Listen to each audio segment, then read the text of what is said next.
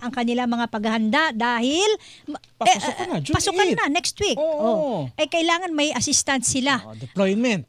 Deployment. Siyempre, kailangan malapit sa mga eskwelahan, nakakalat na ang mga Oo. yan para sa mga bata na magbabantay. Seguridad.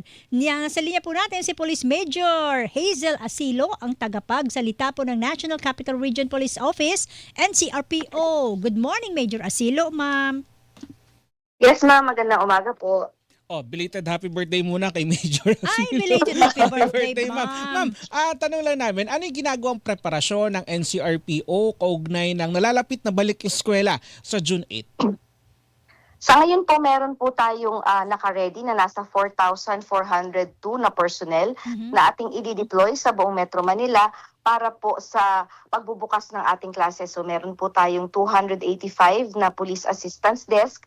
Meron tayong mga mobile patrols, yung foot patrollers natin, na ikakalat po natin sa nasa 1,202 na paaralan po dito sa NCR.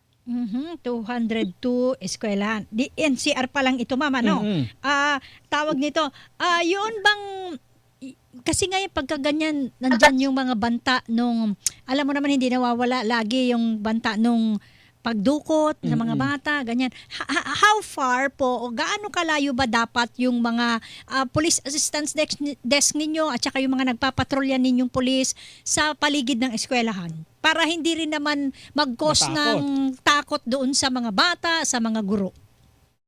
Yung pwesto po ng ating mga police assistance desk ay nagdedepende po yan kung saan po sila papayagan ng ating mga school administrators. Usually po meron pong malapit lang sa gate. Meron naman pong yung tanaw naman po yung gate, hindi gaanong malapit doon sa sa mga pinapasukan ng ating mga estudyante. So, yung pads po na usually na tinatauhan ng nasa 2 hanggang 3 tao, sila po yung nandoon na nagbabantay. Minsan po kung sila ay nire-request, ina-assist po nila yung ating mga force multipliers or kung may mga security guard po yung mga schools, pag nag-check po sila ng mga gamit ng ating mga estudyante, lalo po sa mga high schools.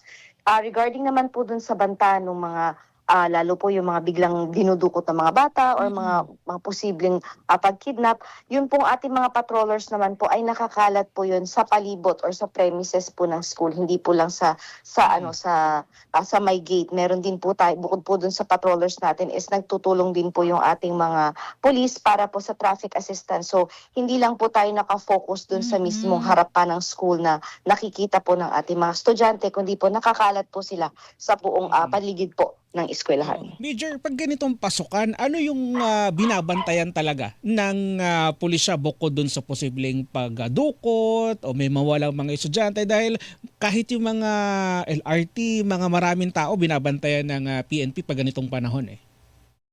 Yes po, tama po kayo. Hindi lamang naman po yan yung binabantayan natin. Itong ating mga eskwelahan, lalo po ngayon, bago po mag-start yung pasukan natin is nandyan po yung ating mga estudyante na magsisiuwian pa lang po mula po sa kanilang mga summer vacation. So, meron din po tayong mga nakadeploy sa ating mga terminals, sa mga transport hubs para po ensure na yung kanilang pagbalik dito sa NCR is magiging maayos po at kumbaga po safe po silang makakabalik. So, bukod po dun sa ating mga binabantayan ng mga eskwelahan, lalo ngayon yung ating mga transport hubs, mga terminals, na posible po na syempre, since magsisimula yung pasukan, sasamantalahin po ng mga masasamang loob yung mga petty crimes, gaya ng mga snatching, yung salisi, ganun din po, iniiwasan din po natin bukod doon sa mga ganung krimen, yung sa mga crimes against properties, is yung bullying po. So isa po kasi yan sa ating mga challenges na kinakaharap po ng ating mga eskwelahan. For a time, Major, mayroong mga pinatupad ang Philippine National Police na naglalagay sila ng mga bus marshals, ganyan. O marshals sa loob ng LRT o MRT. Sumasakay. Sumasakay doon na naka-civilian, ganyan. May ganun pa rin po ba ngayon na umiiral? May mga pagkakataon po na nire-request po ng LRT administration, ganun din po ng mga bus natin, pero yung po mga bus marshals natin ay wala na po tayo nan. Doon na lamang po, meron lang po tayo police assistance desk sa mga terminal na umaakyat po bago po umalis yung mga bus para ensure na maayos po yung mga pasahero, kasama po yung mga administrator or yung mga taga doon po mismo sa terminal, bus terminal. Pero yung sasakay po na kasama po ng biyahe, wala na po tayo sa ngayon nun kasi nakafocus po tayo doon po sa sa iba pa po nating mga police works gaya po ng anti-criminality. Oo, ma'am, bukod dyan sa balik eskwela ng mga estudyante ngayong June, pagsapit naman ng July, papasok naman yung impeachment trial dyan sa Senado dahil pag impeachment, kabi-kabi lang ang kilos protesta. Mamo, alam mo naman yan. Ano yung ginagawa ng paghahanda ng NCRP o kaugnay nito, Major?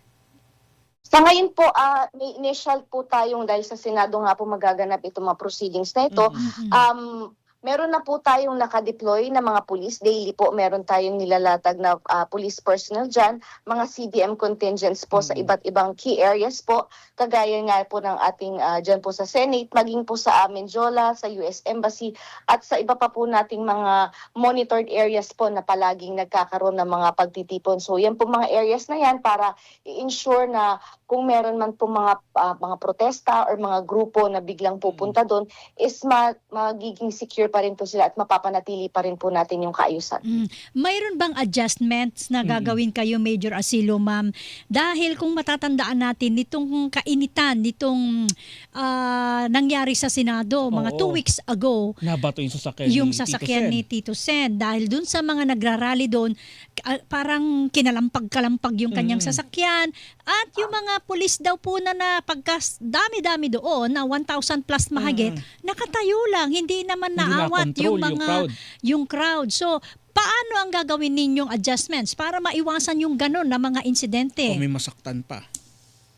Isa po sa aming ginawa is yung patuloy na pakikipag-coordinate natin dun sa Senate Security para po ma-ensure natin na as soon as lumabas po ng loob ng compound ng Senate is masasalo na po or masasambot na po agad ng ating mga pulis kung sino man po yung mga lalabas or kung kailangan pong i-assist sila para po kung halimbawang merong mga pagtitipon or mga realista po dun sa dadaanan is magagawa na po nating i-clear yung daanan nila para hindi na po maulit yung nangyari nung nakaraan. Inaasahan ba natin ang pagdadagdag ng puwersa ng pulisya dyan sa may paligid ng Senado habang papalapit ang impeachment trial?